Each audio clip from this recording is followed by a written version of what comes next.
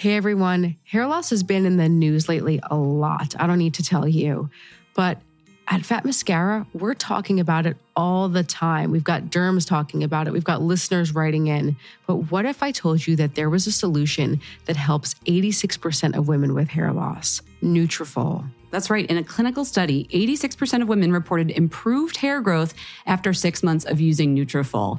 This is something thousands of women have used to take back control of their hair. There are 2 targeted formulas of Nutrafol, and they are clinically shown. Let's just pause and talk about clinically shown. That means there is science behind them. They are clinically shown to improve hair growth and thickness with less shedding through all stages of life. So hair growth takes time, as you know, that's right, but you will see in 3 to 6 months, thicker, stronger, faster growing hair if you use Nutrafol supplements.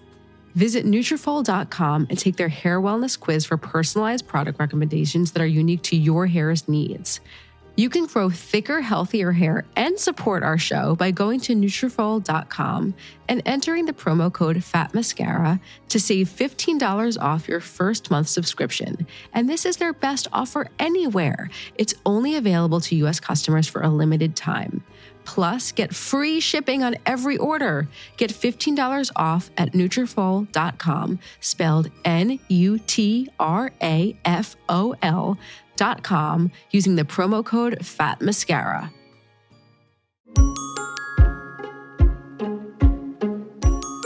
We want to introduce you to Clinique's first foundation designed to be the last step in your skincare routine. Even Better Clinical Serum Foundation is formulated with 3 serum technologies that visibly reduce dark spots, brighten, and hydrate skin. This one's really a game changer. The first time I used it, I realized I had to stop thinking about this product as foundation.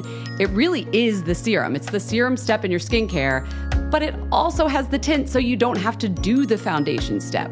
The serum is legit. It has vitamin C for brightening, and that's what I really noticed a big difference with. It's also hydrating, so you're getting brightening, hydrating, and it's smoothing. It helps to sort of retexturize with a little bit of salicylic acid. Oh, did I mention the UV protection?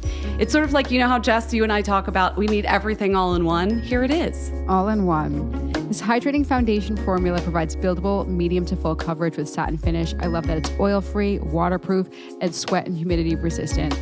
It's available in 42 shades. Find your shade with Clinique Clinical Reality Shade Match Science. It has a virtual try-on. You can't call this makeup. This is skincare in just your shade. Find your shade today at Clinique.com.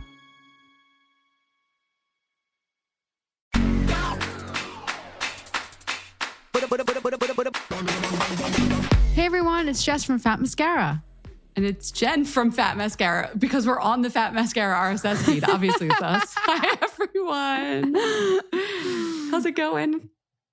It's going well. Listen. Guess what? Where are you? No, little technology for you guys. I'm not really here. I recorded this before I left for vacation. Oh my God, this is so spooky. It's like you're from beyond the pod. Everybody help me. As we speak, I am on a multi-generational family cruise to Alaska. It was my father had like heart surgery last year. I feel like I talked to you guys about that. And he was like, when I get through this, we're going to Alaska. It's been lore in my family for years. Like someday we'll go to Alaska. Like it's one of those like bucket list trips for the Goldstein family. Sure enough, my dad planned the whole thing and he did it. Eric's coming. Eric's mom is coming. Wow. My 2 cousins are coming. There's going to be 8 of us. Most of us are over the age of 40. Not my husband. He's the youngest. But then a bunch of like septuagenarians, you know, it's going to be great. So is it on a boat? Whitewater rafting. I booked whitewater rafting for 4 senior citizens plus some other. It's going to be amazing. Anxious. Anyway. Okay. But I have a question. Help me. Yes. Are you on a boat right now? I'm probably on a boat as we speak. Yes. But is it a cruise? Part of it is a cruise. Part of it we're going to Denali, and then we're flying, and that's on land, and then we're flying back to Seattle and taking a cruise through the inside and outside passage of East Alaska, with lots of stop-offs to do things, which I'll tell you about when I get back. Just picture me on a boat with my parents. God help me. Oh, Shall we talk about our guest? You know who would love this intro? Our guest, wouldn't he? Nice segue. No, I talk to Gary all the time, by the way, since we recorded this. Like he and I DM on the rag. I love Gary. He is one of my favorite guests. I remember that interview so clearly, very clearly. Yes. He's a dental technician. Fan favorite. Fan fave. So Gary, I'll let you talk about him, but I need to just rave about Gary. I really like the episodes of Fat Mascara where it's not like, oh, listen, everyone who is on Fat Mascara is because Jen and I lovingly chose. Like, there's no like, oh, somebody came up with a new line, we got to get him on Fat Mascara. No. Fat Mascara is a sacred place where we like hand select everyone because we actually want to talk to them. But I really like the guests at Fat Mascara who are like super behind the scenes, who are like the creators of very like, who does that? Who's responsible for that? And Gary is like one of those. Take it away, Jen. Yeah, he's the go-to guy for Hollywood dental transformation. And we're not talking about celebrities getting veneers and teeth whitening. He does create veneers and dentures. We'll talk about that. We're talking about special effects type of stuff. His work has been featured in more than 400 films and TV shows. Mrs. Doubtfire, Austin Powers, Uncut Gems, Castaway, Interview with a Vampire. I'm not going to listen to that out. We'd be here all day. He just helps actors to become different characters. What a cool job. So this interview originally aired, I believe, in February 2021. Since it has become such a fan favorite. And so I'm resurfacing it now in case you haven't heard it yet. Or maybe you've heard it and you want to hear it again because Gary's got a voice for radio, for podcasting. What a voice on this guy. Huh? It's a great voice. I hope you all enjoy it as much as Jess and I did.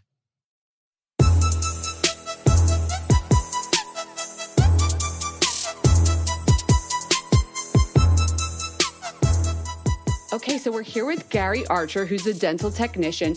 He was going to put on gold teeth for us, but I think that's just your regular teeth, right, Gary? Right. Yeah. This is the real teeth me. Yeah. It's a good set. The good set, right? Yeah, it's a good set. So we asked you on our show. I've told this to you. We're a beauty podcast, but we're like fascinated with some of the behind the scenes movie stuff that goes into your work. But before we get into the movie stuff, like, what does a dental technician do? Like, you're in a little bunker over there. Where are you? I am here in my shop in Woodland Hills, California. And what a dental technician normally does, we fabricate dentures, partials, crowns, bridges for the dental profession. We work exclusively for dentists, and we are the fabricators of pretty much everything that goes into the mouth. But you don't put it into the mouths. You just send it off and they do that stuff. I'm actually trained as a denturist. Now, as a denturist, I've worked directly in the mouth alongside a dentist doing dentures, doing removables. So is that quite rare? Sorry to interrupt, but that seems like I've never heard of someone who's in the lab and also in the hovering over the chair. In the mouth. Yeah.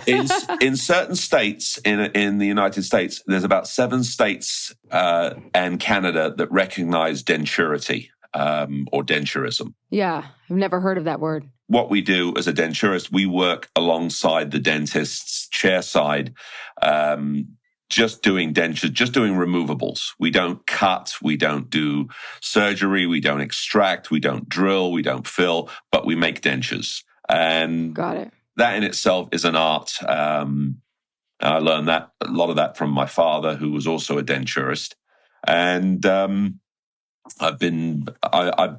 don't practice as a denturist here in California because California does not recognize it. But I get called into a lot of my dentist's offices, and I do work chairside with them on certain denture and implant cases. Got it. I see. And you're in California, and I don't know if this is why, but we want to know, how did you even get into the movie business? Like, you're like the go-to guy for making Hollywood, not smiles, but like Hollywood teeth and special effects and things. How did that happen?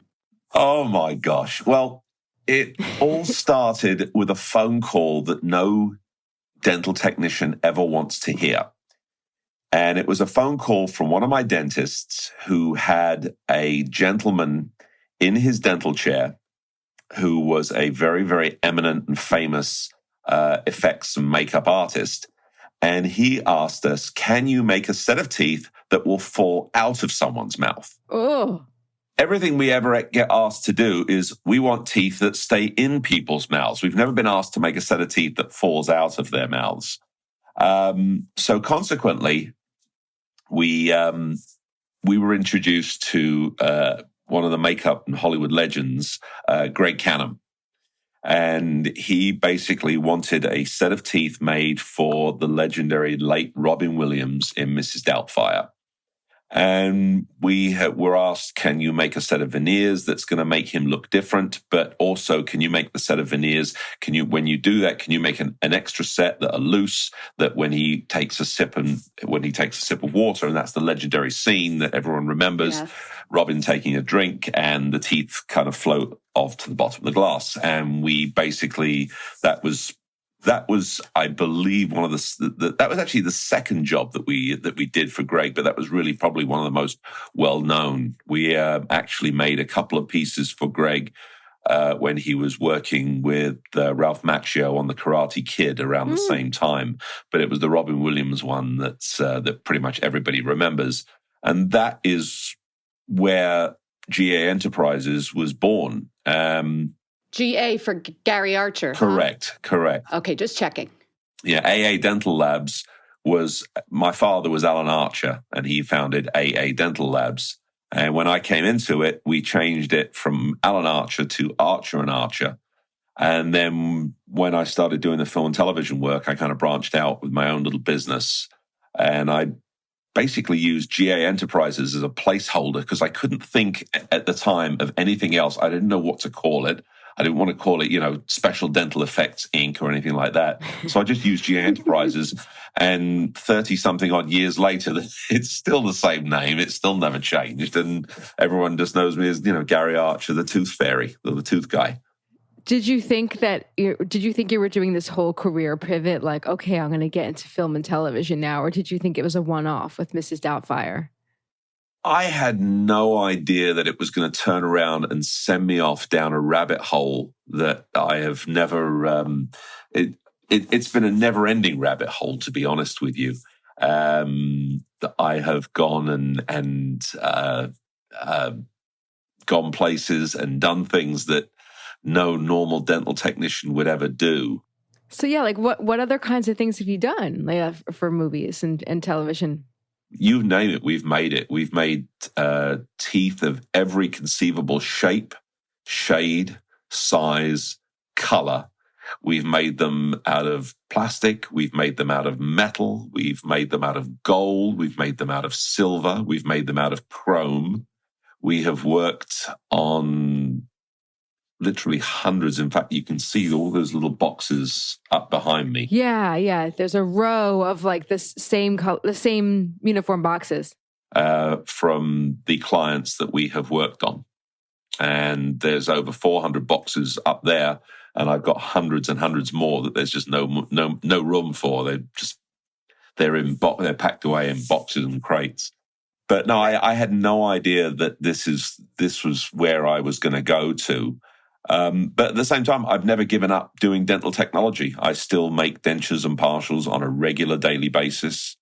Like for the average bear, you still work with the public? I still have some of the same dentists that I've been working for, that my father was working for 40-something odd years. I'm still working for them. The next generation of dentists have the old guys have retired. The next generation has come through, and I'm still working for many, many of the offices that we've been working for since the early 1970s.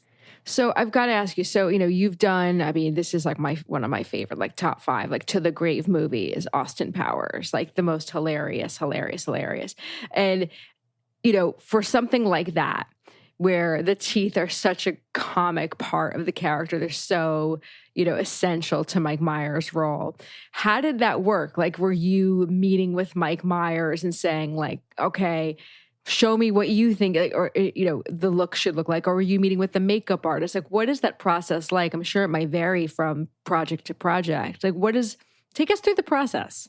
Well, it started with a phone call from Matthew Mungle, who was, again, another legendary makeup and effects artist.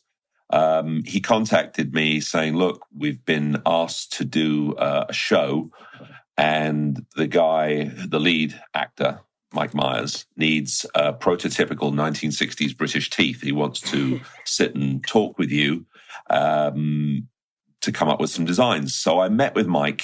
We did the impressions on Mike, literally. At the time, the shop was in North Hollywood, and Matthew's shop was also in North Hollywood. So he was literally around the corner from me. So I went round there and I met with Mike, and we did the dental casts and dental impressions there at Matthew's shop. And I sat down with Mike and he said, look, you're British. And we had this whole conversation for about half an hour before we even discussed, the teeth. And we were talking about his family, because his family came from England, and we were just sitting talking away. And he said to me, do you remember those films from the 1960s with Michael Caine and all the gangster films and all the British teeth that they had? I said, I know exactly what you're talking about. I said, you don't even have to show me books. I said, I know exactly what you want. And I went away. That must have been a fun one to work on with him. It was, because I just hit it off with Mike very, very, very well. We really meshed. And I went away and I designed the first set of teeth. And the first set of sculpts, the first set of teeth that we did for him, when we fitted them the following week, he said, that's exactly what I want. Don't change a thing. Don't do anything. You can make a couple of sets a little bit darker and a couple of sets a little bit lighter. He said, but I want at least 6 sets of these. And don't change anything. And he went with those, and that was Austin Powers 1. He went and ran with them, and he made them famous. And then came Austin Powers 2. We got called back to basically do them again. And it was exactly the same. We basically copied the same designs. We took new impressions. Obviously, it was a little bit of time had elapsed. We went ahead and made another bunch of sets for that. And I think by the time Austin Powers 3 came along, the crew, because it was all the effects, the makeup and effects were all done by different people along the way. But I was pretty much one of the only people that was actually called back for all 3 of the shows to do his teeth. And I had the best time. I did teeth for him, and then on the third one, I did teeth. I know I did teeth for Michael Caine. I did them for Vern Troyer. I did a batch of other bits and pieces on the show, and I just had the best time. That was probably the most fun series I'd ever worked on. That was one of my next questions. What did you enjoy the most? What project you enjoyed the most? That was pretty much that was probably the most enjoyable project that I ever did, because I got to be creative, I got to be silly, and I also made a very, very good connection with Mike. It's some actors that you work with, it's very, very business. It's just you come, you make the teeth, you go, and that's it. But with Mike, he called me back on several occasions for shows, and I was always very honored when he did. And I felt it was, there was a little bit more personal there. And a couple of other actors I've had the privilege of working with over the years are very similar to that as well.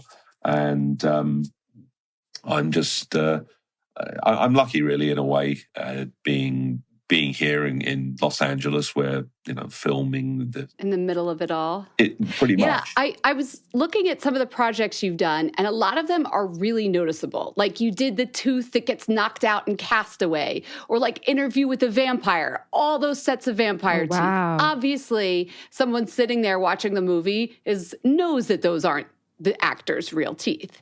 And that's an art in itself. But is there ever times that you're doing teeth, or I'm just going to call them teeth, I'm sure you have a name for it, but that it's more subtle and the audience might not know that you worked on it? What are some examples of that? There's been literally hundreds of projects that I've done teeth for that you wouldn't even know that somebody was wearing teeth. We've done pieces I've done pieces for Tom Hanks in several shows that he was wearing. I mean, he was wearing teeth in The Green Mile. He wore teeth, obviously, as you know, in Castaway. We did the abscess and the knocked out tooth, and then he was wearing veneers throughout the teeth as he was stranded on the island. And as you notice, his teeth seem to get worse and worse as he goes on. There's more stain, there's more yellowing, and they were just different sets of veneers as the time progressed. Matthew McConaughey has worn veneers in a couple of shows that we did for him. Do you remember seeing Gold, Matthew in Gold, in the film Gold? I know the film Gold, but I tell me about how the teeth are used. What did you do? Yeah, like it's not like an obvious thing. He's wearing a complete set of upper and lower acrylic veneers, and the one front tooth, it looks like he's got a bad crown in his mouth. Yeah. He's had a crown that has kind of pitched itself a little bit to the side, and you can see the grey margin at the top where the tooth is, where the gums have eroded. But again, it's just such a subtle look that you may not have even noticed it, and that's the whole point. If I can make a set of teeth that you don't notice, that you can't necessarily tell, people say, "Oh, I didn't know they were wearing teeth." Ben Mendelsohn in Ready Player One. He's playing the host, and he's wearing a complete set of upper and lower teeth throughout the whole film. Why might a special effects makeup artist or just the makeup artist on the set come to you if like they're putting makeup on someone to make the character look different? Like how will teeth even affect the look of the face at all if it's not something we're seeing? A lot of times we're trying to replicate a character. We want to make this person look a little bit more like that person. So we take pictures of the person that they are supposed to be portraying, and we copy the teeth. And then they wear the teeth, and in conjunction with perhaps contact lenses, a little bit of hair, a little bit of makeup, we can make somebody look like somebody that they're not. We did Sir Anthony Hopkins as Nixon when he played Nixon. Oh. It's interesting how the teeth really can change. Is it ever like in the sides of the mouth? Like say someone has big cheeks as a character. Could they come to you to just make them look more chipmunky cheeks without actually changing the look of the front teeth? Oh, he's holding something. You see how... What is that you're holding? What do you call that? That is a dental plumper. A dental plumper. So they're a little... What we're looking at, what Jen and I are looking at is like, what would you even call that thing? They're like a little set of teeth, but then they have like little wings on the sides, or little like sidekicks, little sidecars on the side. What they do. They look like sidecars. They go in like that. Oh my God, look, he's doing it. He's doing it. Oh, yeah, look, now you have little chubby cheeks. That's It makes your smile wider too. Makes a wider smile, chubby cheeks without putting on like prosthetic makeup. And it's just Oh my gosh. If like with my face filler, when I get older, could I get like teeth plumpers to make me look younger? Yeah, just get a teeth plumper. There we go, Jen. Boom, boom. There you go. Boom. That's exactly what we make. And that's a dental plumper. And we can put those into somebody's mouth. We can make them that go underneath the lip. If someone's had a fight, we can pump the lip out in one spot, make it look like they've got a fat lip. Oh. We can bring someone's lower jaw out to make them look like they're fuller. We can do it down on the sides. In fact, if you ever watched This Is Us, a lot of times in the TV series when they go backwards and forwards on the timelines between older and younger characters, Mandy Moore wears them, Milo Ventimiglia wears them. Oh, yeah. When she looks younger, I'm always like, what is different about her? And what exactly are you doing to make her look older and younger? I'm unclear. We put the plumpers in there that gives her a slightly more rounded face. And it's in conjunction with everything that the makeup people do as far as the stippling and the coloring and the shading and whatnot.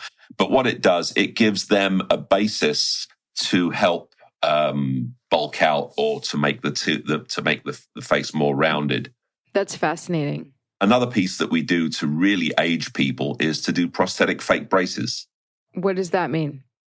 You put a set of fake braces on a character. Oh, age them younger, not older. Yeah. Oh, okay. We get a talent who's 25 years old and we want to make them look 15 again. We put a set of prosthetic braces on them. Like Pen 15. It's this TV show I've watched.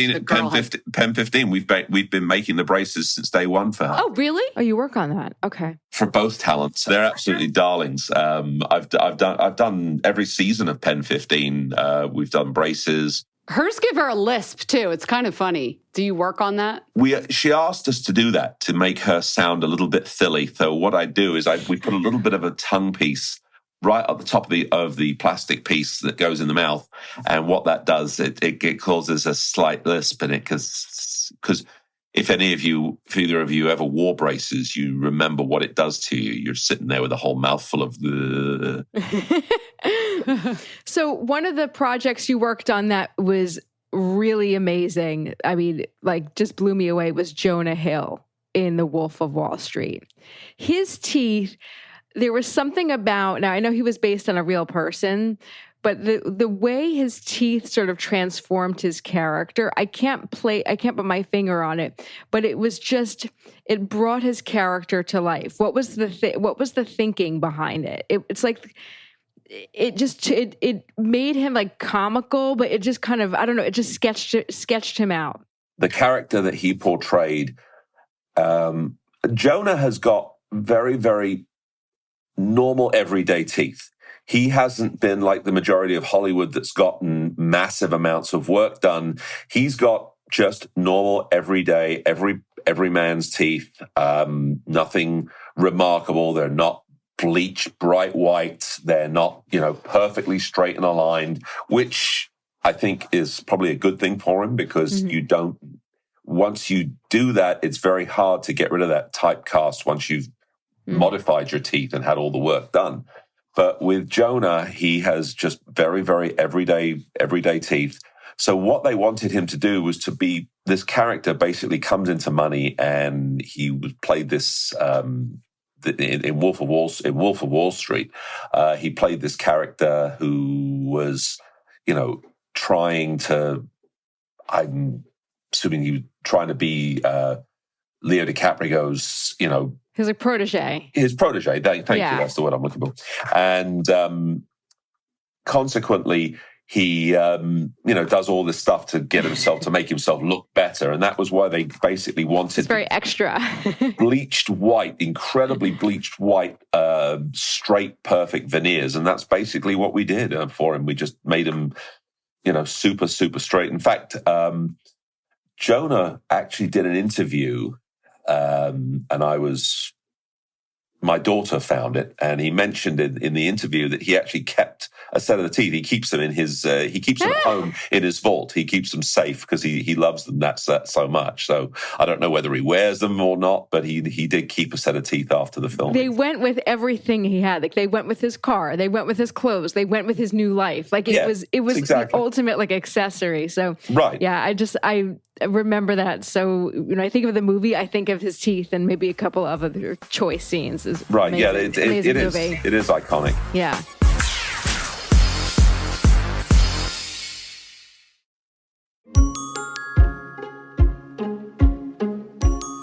We want to introduce you to Clinique's first foundation designed to be the last step in your skincare routine. Even Better Clinical Serum Foundation is formulated with 3 serum technologies that visibly reduce dark spots, brighten, and hydrate skin. This one's really a game changer. The first time I used it, I realized I had to stop thinking about this product as foundation.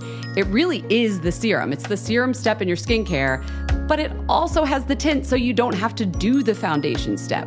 The serum is legit. It has vitamin C for brightening, and that's what I really noticed a big difference with. It's also hydrating, so you're getting brightening, hydrating, and it's smoothing. It helps to sort of retexturize with a little bit of salicylic acid. Oh, did I mention the UV protection? It's sort of like, how Jess, you and I talk about we need everything all in one. Here it is. All in one. This hydrating foundation formula provides buildable, medium to full coverage with satin finish. I love that it's oil-free, waterproof, and sweat and humidity resistant. It's available in 42 shades. Find your shade with Clinique Clinical Reality Shade Match Science. It has a virtual try-on. You can't call this makeup. This is skincare in just your shade. Find your shade today at Clinique.com.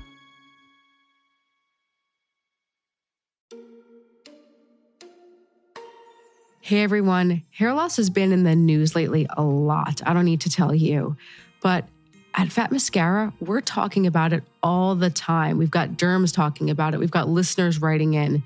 But what if I told you that there was a solution that helps 86% of women with hair loss? Nutrafol. That's right. In a clinical study, 86% of women reported improved hair growth after 6 months of using Nutrafol.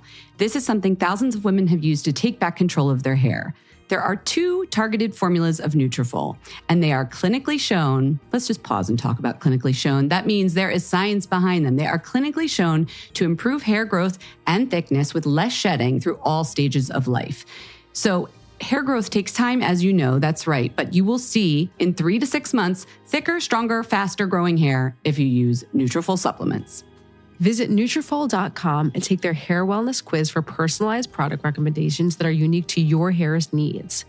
You can grow thicker, healthier hair and support our show by going to Nutrafol.com and entering the promo code FATMASCARA to save $15 off your first month subscription. And this is their best offer anywhere. It's only available to U.S. customers for a limited time. Plus, get free shipping on every order. Get $15 off at Nutrafol.com, spelled Nutrafol.com, using the promo code FATMASCARA.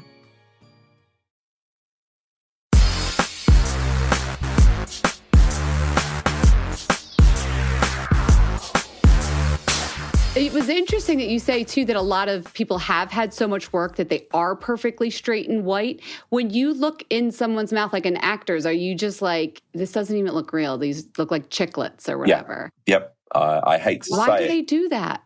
Well, this is Hollywood. This is we're living in California. We're living in Los Angeles. We're living in Hollywood. Everything has to be perfect. If you have, the type of income that allows you to buy, 9 race cars and a Bentley and a Porsche and a this and that, and you feel that your teeth are imperfect, you're going to go and you're going to get your teeth all veneered. I mean, How much does that cost, a full set of veneers like Hollywood style? A full Hollywood set of veneers, you're looking probably about $25,000, $25,000 to $30,000 to have them done. Dude, I would take the car. I could get a car for that. Well, what can I tell you? I see them, and the funny thing is, I get people that come to me that have got perfect teeth that they're in a show and they need to have imperfect teeth, and they've got to have teeth that are regular people teeth, yes. like us. Jen, you've got great teeth. I'm sitting here looking at your smile, and you're like, my parents really will love teeth. to hear it after all the money they have spent on orthodontia. Your parents did a great job, and whoever did your teeth did a fantastic job, because you've got this beautiful, gorgeous smile. So I will tell Dr. Mazer. Dr. Mazer will be happy to hear it. Yes, tell him that you did a wonderful job. You got a great smile. Oh, thanks. You're welcome. What was, you've done so many films, so many television shows. What was your hardest commission? Probably doing over 120 sets of vampire teeth for Interview with a Vampire. That was probably the most challenging and difficult job that I'd taken on. It was, I was out of my depth, to be honest with you, because I was new. It's a long time ago, like 25 years ago. And I was still working on my own, so I had to bring people in to help me put all that together, because it was a challenge. I didn't realize how big of a challenge it was going to be until I got into it. And I was brought in by Stan Winston, the lady. He was, again, another makeup legend. And he brought me in to make a really, really good fitting set of natural looking teeth.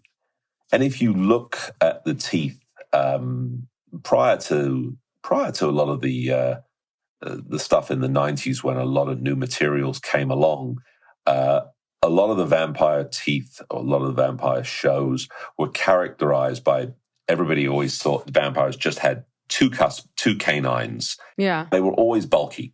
Everything looked bulky because everything was built on top of somebody's regular teeth and nothing else. Whereas with Interview, we basically covered all of the teeth, all from bicuspid to bicuspid. And so naturally, everything looked like it was a perfect arch form. Everything kind of fell and looked a lot more natural. And we we accentuated that when we did the Blade series. We did the same. We did a similar sort of thing, and I got to create the teeth for Wesley. His teeth were different than everybody else's. He was this hybrid vampire with 3 sets of fangs each side. We kind of set a benchmark there, and from there on in, a lot of the horror and vampire teeth films kind of copied that idea of, we don't have to do traditional vampires anymore. We can make vampires with 3 sets of fangs, or we can move the fangs to the front, or we can move them to right into the front with like the Nosferatu type fang teeth. So we kind of set a benchmark there, and then everybody kind of jumped on the bandwagon, and it was vampire teeth for days and days and days, and there was a lot of the TV shows were doing Buffy the Vampire Slayer, and there was the Gates, and there was literally hundreds of shows that were featuring vampires. Were hot. I remember. I still think Interview with the Vampire. If you look at it now, I still think the vampires, Brad Pitt and Kirsten Dunst and Tom Cruise, of course, I still think they look very elegant. Like if you take them out of the movie, if you look at them today, I still think they look very elegant. And they were such a big departure from, everything we'd seen in like the 80s, where it was very like Halloween costume. Dracula. Yes. It was. It was. I like to think, I like to think that the makeup designers and the effects designers and myself, we kind of got to step out. We kind of broke the mold. You did. Antonio Banderas was in it too. I forgot about that. It was Tom Cruise, Brad Pitt, Tony Banderas, Kirsten Dunst, Sarah Stockbridge, and Stephen Ray. They were the 6 main characters that we did teeth for. And there's an interesting story. I'll tell you another story about Kirsten Dunst. She was 11 years old, and she had actually lost one of her baby teeth when they started filming.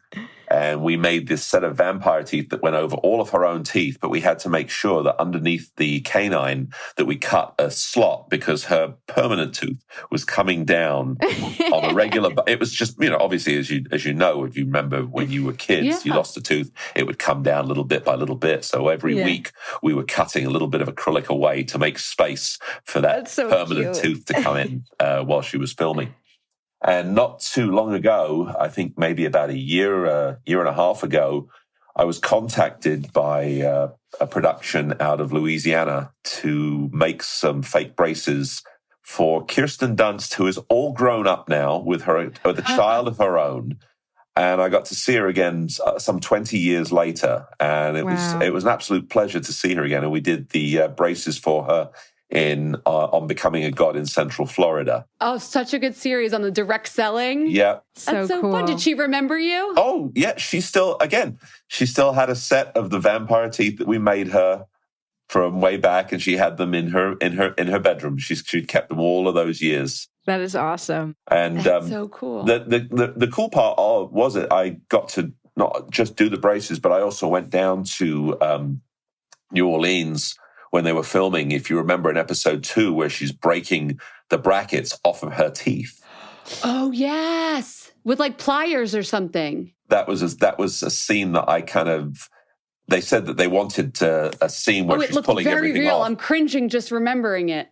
I'm telling you, where that was filmed on the set, I'm standing obviously off camera, I'm standing about 5 feet away from her, because what we've done, we've put brackets on a clear vacuform splint, which is it's a .020 clear vacuform. And these brackets are held on with the tiniest amount of adhesive. I mean, if you went bink, they would fly off. But we got these pliers, and we found the props department found these pliers. I don't know where they found them, but they were the most evil looking things. And she's gotten a hold of this thing, and she's wincing and oohing and owing. And I'm like, is she really hurting herself? I'm like, no, of course she isn't. I made these damn things. It was so cool to watch her do that scene and spit the pieces out, and she's crying, and the wires, and there's fake blood, and it was just an awesome show to be part of. And It was lovely working with her again. But that's one little side story. They would have come off with a toothpick, so she was selling it with her acting completely. But that was what we wanted. We wanted them to come off nice and easy, so it would just bing, bing, bing.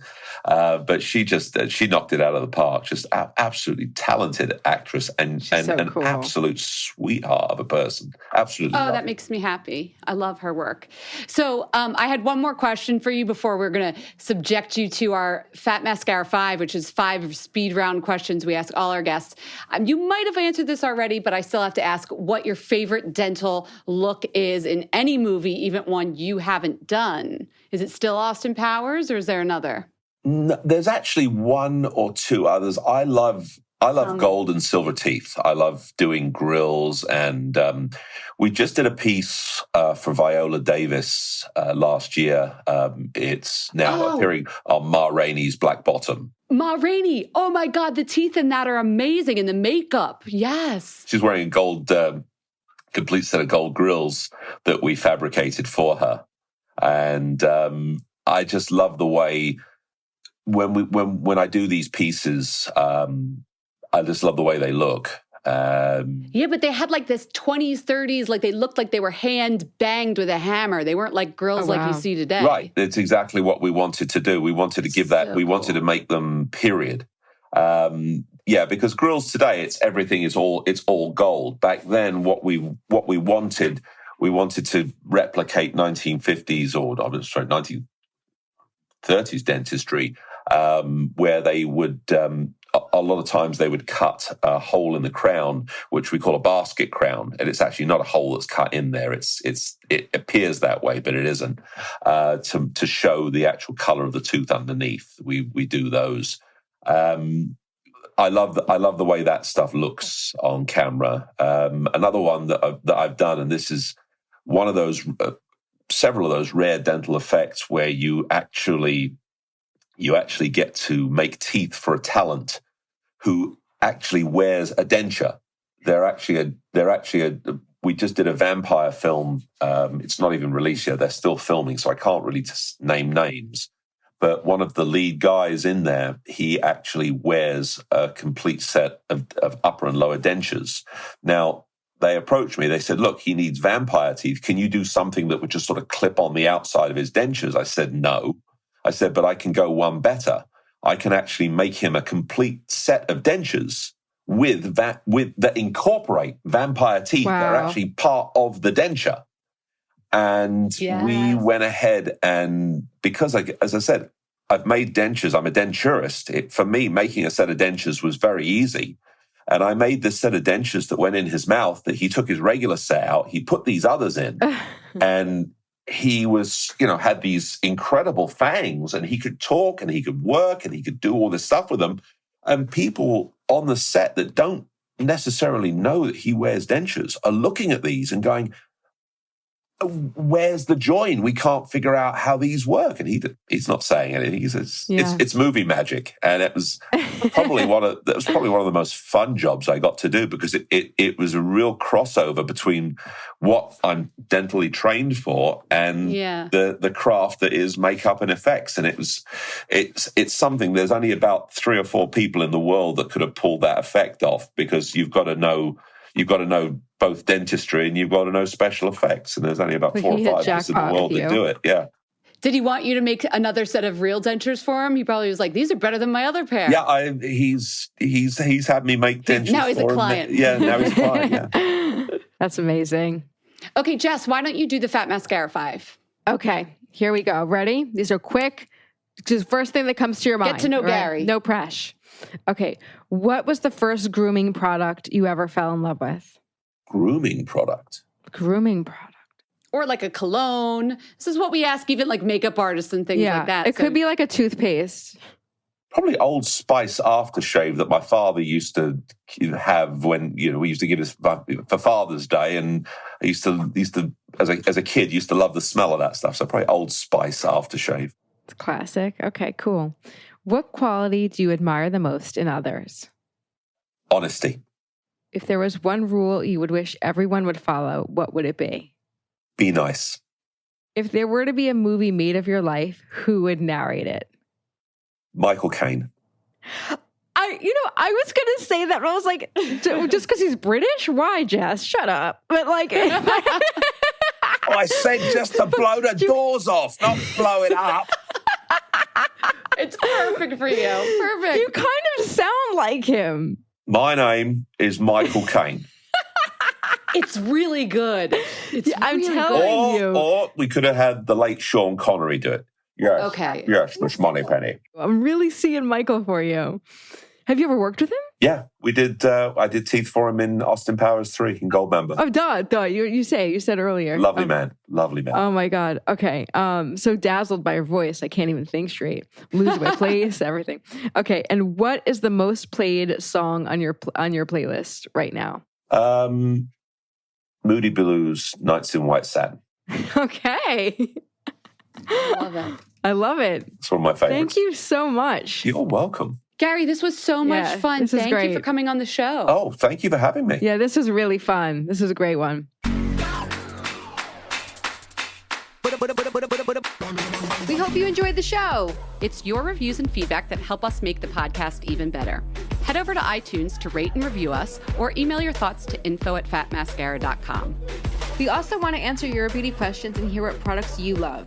To share a Razor One product review or to ask a beauty question, email us at info@fatmascara. If you send it as a voice memo file, we can even share your voice on the podcast. You can also do that by leaving us a voice message. Our phone number in the United States is 646-481-8182. Thanks so much for listening.